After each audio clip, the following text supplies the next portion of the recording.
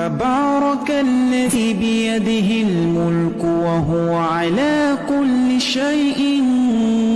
قدير الذي خلق الموت والحياة ليبلوكم أيكم أحسن عملا وهو العزيز الغفور الذي خلق 7 سماوات طباقا ما ترى في خلق الرحمن من تفاوت فارجع البصر هل ترى من فطور ثم ارجع البصر كرتين ينقلب إليك البصر خاسئا وهو حسير ولقد زينا السماء الدنيا بمصابيح وجعلناها رجوما للشياطين وأعتدنا لهم عذاب السعير وللذين كفروا بربهم عذاب جهنم وبئس المصير إذا ألقوا فيها سمعوا لها شهيقا وهي تفور تكاد تميز من الغيظ كلما ألقي فيها فوج سألهم خزنتها ألم يأتكم نذير قالوا بلى قد جاءنا نذير فكذبنا وقلنا ما نزل الله من شيء إن أنتم إلا في ضلال كبير وقالوا لو كنا نسمع أو نعقل ما كنا في أصحاب السعير فاعترفوا بذنبهم فسحقا لأصحاب السعير إن الذين يخشون ربهم بالغيب لهم مغفرة وأجر كبير وأسروا قولكم أو اجهروا به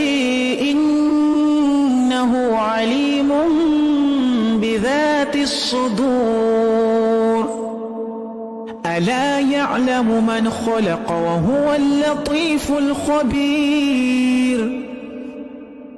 هو الذي جعل لكم الأرض ذلولا فامشوا في مناكبها وكلوا من رزقه وإليه النشور أأمنتم من في السماء أن يخسف بكم الأرض فإذا هي تمور أم أمنتم من في السماء أن يرسل عليكم حاصبا فستعلمون كيف نذير ولقد كذب الذين من قبلهم فكيف كان نكير أولم يروا إلى الطير فوقهم صافات ويقبض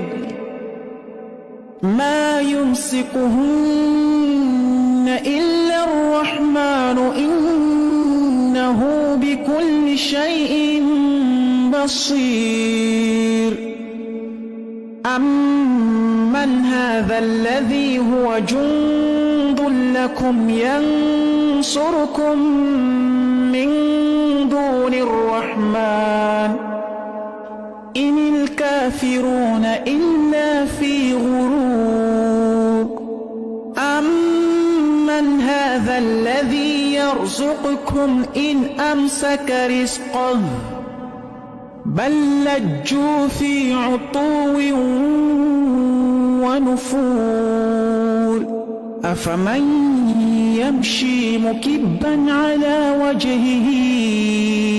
أهدى أمن يمشي سويا